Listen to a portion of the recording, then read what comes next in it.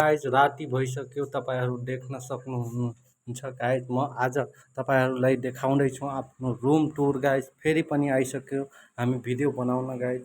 यी हेर्नुहोस्, आज खाना पाकिसक्यो, रेडी भइसक्यो, खाने मात्रै छ। अनि मासु अहिले पकाउँछौँ। अनि यो प्याजहरू हो, दुईजना मात्रै खान्छौँ गाइज। 1 किलो मासु। अनि यता सुत्ने बेड छ, यता झोलाहरू छन्, सामानहरू छन् गाइज, कचर मचर सामानहरू छ।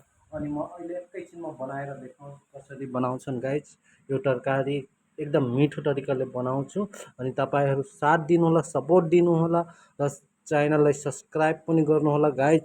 यी हेर्न सक्नुहुन्छ खाना पाकिसक्यो। अब यो प्याजहरू छ, यो मासु छ गाइज। अहिले बनाएर मिठो तरिकाले खाउँला अनि तपाईँहरूलाई देखाउँला गाइज। फेरि एकछिनमा बनाउँदाखेरि देखाउँछु गाइज। एकछिनको लागि पर्खिबस्नु होला। हस् त, धन्यवाद। फेरि पनि हामी तरकारी बनाउन देखाउन लाग्छौँ गाइज। त्यही मासु हो। अनि यो के भन्छन्, यसलाई जिरो भन्छन् गाइज। म यी देखाउन लाग्छु, यसमा हालिरहेको छु। यी पाक्यो।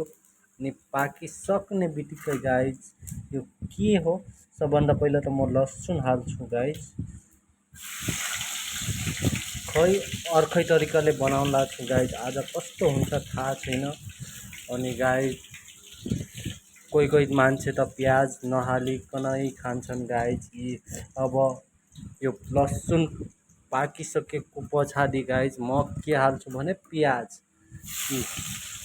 कसरी हालिदिएँ गाइज, ग्याममा ग्याममा ग्याममा ग्याममा हालिदिएँ गाइज, होइन ट्याममा ट्याममा। अब यसलाई भुट्छु। अनि हेर्नुहोस् गाइज, यहाँनिर मासु रहेछ, यता खुर्सानी रहेछ। यसलाई राम्ररी भुट्छु। अनि तपाईँहरूको माझमा देखाउँछु, खाने बेला गाइज मासु पाकिसकेको पछाडि म देखाउँछु।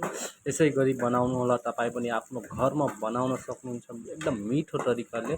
सानो उपाय हो गाइज, नभएको सानो गरिब मान्छेले बनाउन सक्छन् गाइज। केही नभएको चिज तपाईँसँग केही पनि छैन, त्यसपछि तपाईँहरू बनाउन सक्नुहुन्छ यसरी।